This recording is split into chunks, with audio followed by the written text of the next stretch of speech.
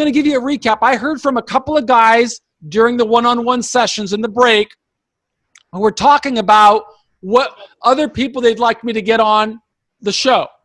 And I would like that. I would like to do that for you because now it's Friday, June the 5th, and we've got to go through the, I got to go through the weekend, and during the weekend, I will be doing my work of mixing all these videos and getting them up on YouTube. I'll block your face out so nobody will see you, but then I'm going to take these into the marketplace. And I'm going to say, you guys may not be able to communicate and teach people in jail and prison, but we as an American society have to try and make everybody better. We have to try and make everybody stronger. That's what builds communities. And in this era of difficulty and social struggle and unemployment, I know that my brothers in jail and prison are going to have a hard time. I know that. So I don't have to pretend I know that. And I know that the more you learn about leadership, about personal leadership, the more you learn about taking action, about following the path that I learned from leaders, the more likely you are going to be able to start rejecting that criminal lifestyle, rejecting that message of negativity that we hear in jail and prison, and instead start focusing on sowing seeds and planting seeds so that you can become successful. It's the lesson that I learned from the one guy that you're gonna start seeing his shows because I just interviewed him. His name is Joe Guerrero, and he's the founder I showed you of the After Prison Show. I just get so inspired by him because he has built a business that doesn't require any consumers. He doesn't ever have to make a sale, right? He never has to reach out and make a sale. He's built a business that's a complete media company, meaning all he does, like some of you who want to build successful treatment centers, I know that Brian has spoken about wanting to create a treatment center. And, it's hard to do. It's hard to go out and get a client. But if you give everything away for free, like everything I do on my prison professors and YouTube, and I've got a podcast, it's all free. Nobody pays for anything. But I bring it into the jail and the prison, and that's really where I try to get a payoff, okay, is I try to build an educational company. And if it works, great. If it doesn't work, it really doesn't matter to me because my big goal is to help as many people as I can reach their highest potential. But the reason that Joe Guerrero is so inspiring to me is because he's just built an audience of more than 1 million people, 1.3 million people. I think it's 1.31 million people right now. And that means this is a guy that says, I was an addict, I was a petty criminal, I sold drugs, I broke the law, and I went to jail numerous times, and I went to prison 2 times. And while I was in prison, I screwed up a lot of times during my first couple of years, but then I learned how to change the way that I think. I learned how to build hope. And during 7 years, he said he had this vision of wanting to build a platform on YouTube. And now he has the biggest show on YouTube for formerly incarcerated people. He has 1.31 million people. But the cool thing about it is because he has 1.31 million people in his audience, other companies pay him for putting ads on his show. So he's become like a media company. Well, I shouldn't say they pay him. They pay Google. And Google takes 45% of the revenue and they give him 55% of the revenue. Now, I can do the math on that. I'll ask him, how much money does it earn? Because I want you to teach and inspire people in jail. But I can kind of do the math on it because I'm a businessman and say, well, I know that Google's pathways, they pay, they take 45% of the cut. And I think it amounts to something like 5 cents per view or something along those lines. So I can kind of do the math on that and estimate that he probably makes somewhere in the neighborhood of 20,000 times 5. I'll bet you he makes between $100,000 and $130,000 a month because he's built a successful YouTube channel. But guess what? That's work. He is working every day. And I'm so grateful that he's told this story on the Prison Professor's channel so I can bring it into the jail and the prison, because Joe wants to give back. He wants to give this away. And because he knows that there's going to be a lot of people in prison and jail that are going to have a hard time getting a job, just like he did.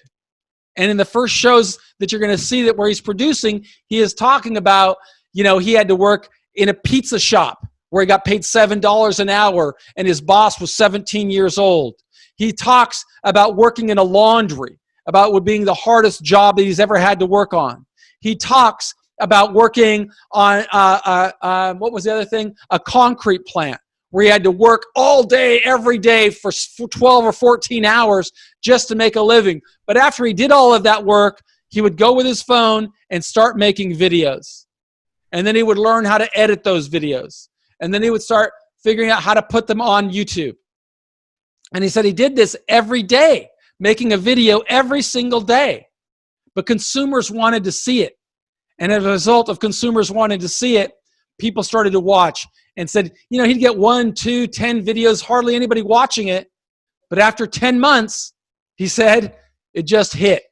He made one video that went viral. And he said he had his phone with him. And every day, every hour, he was getting 20,000 new subscribers and 20,000 new subscribers. And now he's built a big channel, and there have been a lot of people that follow in his footstep. And I'm going to try and get those guys on the show as well to tell their story, because social media is kind of like a great equalizer. It is an opportunity for people in prison and jail to figure out, how can I use this vehicle to start building my own career, even if people won't hire me? If I want to be a welder, how do I use this vehicle to show people? And I'm going to show you a video that I got special for you, Ryan, where I have interviewed an amazing guy. Look for his video on the channel. It's Titan Gilroy. Have you guys seen the Titan Gilroy video? No. So it's in your channel. You got to look at Titan Gilroy. He's a guy that went to jail for murder. And I interview him. And he was a professional prize fighter as well. And he hit somebody, the guy died, and he went to jail for third-degree murder, manslaughter, I think it was called. And Titan tells the story about how he didn't want this to be his life. He wanted to go back to being a fighter. He got out of prison. And he went back to be a writer. And he was a professional prize fighter, like he was on to fight Mike Tyson back in the day. But while he was fighting, he knew that he was so aggressive and so, being around that high adrenaline, high level of aggressiveness, that he said it wasn't good for him, because more than anything, he didn't want to go back to jail or to prison. So that kind of responds to Jarvis's message, where Jarvis said, I got to build trust. I got to know what I want to do. I got to think about the people I'm around. Well, being around fighters is one thing that Titan Gilroy said is a threat to him. He knows he might hit somebody that's not in the ring, and if he does that, he'll go back to jail or to prison. He didn't want to do that. So he tells this story. He tells this story how he took action. That's what this course is about. It's about understanding what is success. It is about understanding what do you have to do. So Titan got in his car and he drove 400 miles away, or maybe it was longer. I think he said he drove from Las Vegas to San Jose, California. And he said he didn't know what he was going to do when he got there, but he knew he didn't want to be around the fighting game anymore. So he took his first job as a welder. And he took his job. He said, I didn't know anything about welding, but I wanted to learn. So he went there on the job, but he said he was willing to work harder than anybody else. Minimum wage job. And that minimum wage job, he said that he would always be the first guy on the job and the last guy to leave. He would do anything. He would clean the floor. He would polish the machines. He would do anything he could to learn. And then he learned so much that those action steps learn to him persuading somebody to invest in him, just like Jay wants to do. He wants somebody to invest in him. And here's a guy that went to prison for murder, that was a professional prize fighter, but decided to walk away from his dream of being a world champion and instead will take a minimum wage job as a welder. Now I got to share my screen again because I've been telling you about Titan Gilroy, who's an inspiration to me, but I think he'll be an inspiration to Ryan because I want to show you what he did after jail, after prison. So now, pardon me to share the screen, but I encourage you to come on up and take a look at what I'm going to show you because I think you're going to get inspired by what I'm going to show you. Because this is a formerly incarcerated guy that he's already on the channel. I don't have to reach out and ask him to tell his story again. I'll just show you. So here's my screen. Go to Google Chrome, and you will see, right? I can't manipulate Google. This is Google. This is how I take action and reach out to people and say to help me. So I'm going to type in here, Titan Gilroy, and you're going to see what comes up. Okay? Titan Gilroy about, and it says Titans of CNC, right? Click that. There's the story. If you guys come up to the screen, I really encourage you, Ryan, to come up there and look at the screen because I want to see what he did.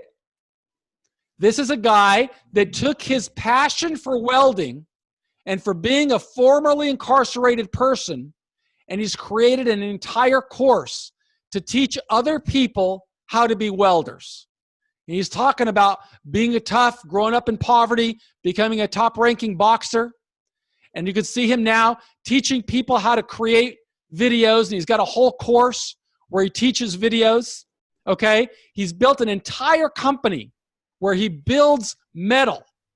And he's a welder, and he's a what's called CNC, which I think is called learning or computer welding. And he's got his own TV show right now. And there it is, right? He's got his TV show where he shows people how to be welders.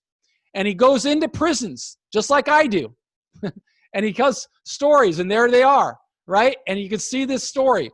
You may not be able to hear it, but he's showing people how he does it, right? And if you go to my channel, which is on your channel right now, first of all, I want to show you his YouTube channel if I can. There's his YouTube channel right here. And all you see are his lessons. He's got 200,000 subscribers. He gets 1.4 million people watching his videos every month. He has 22 videos up in the last 30 days, and all of his videos are just super cool about how he teaches people how to become welders. Okay? He teaches people how to become welders. There's his videos. There's the machines. He shows how he does it. Can you see this? Yeah. Now, this is a guy who was in prison. There he is, telling a story. How does all that happen?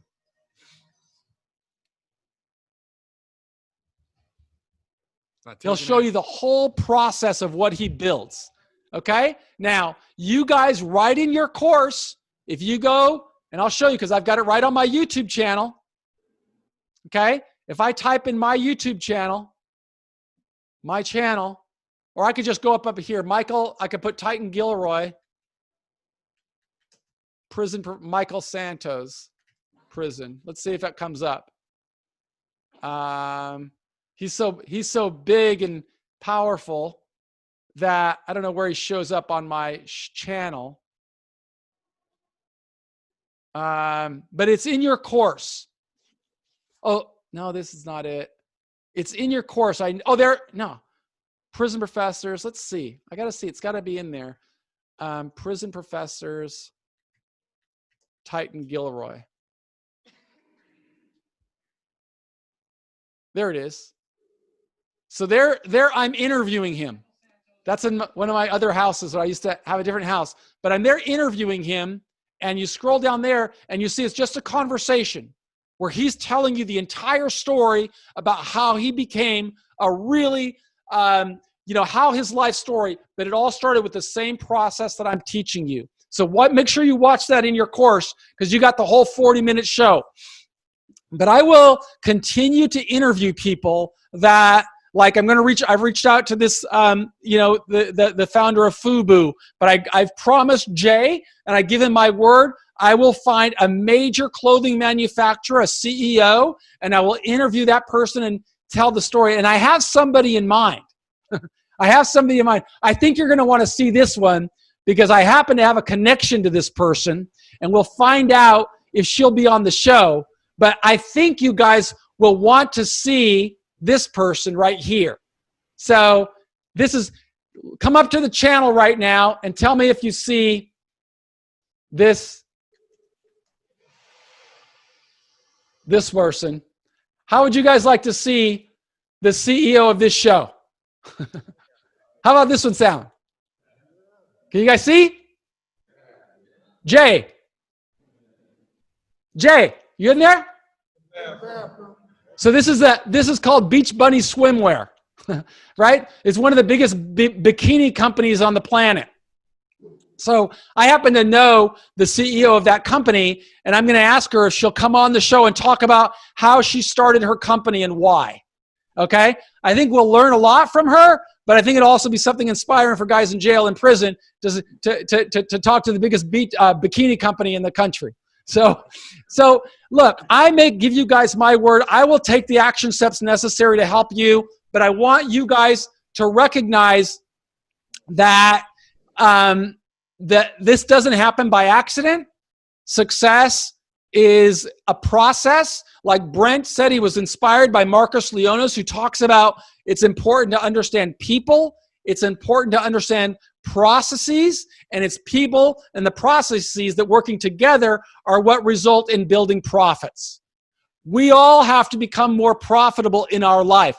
That doesn't necessarily mean making so much more money.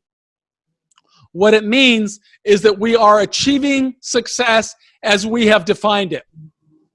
We have to recognize that doesn't happen by accident, and that's what we're going to show you in the future videos that I will keep publishing on the back end of this site.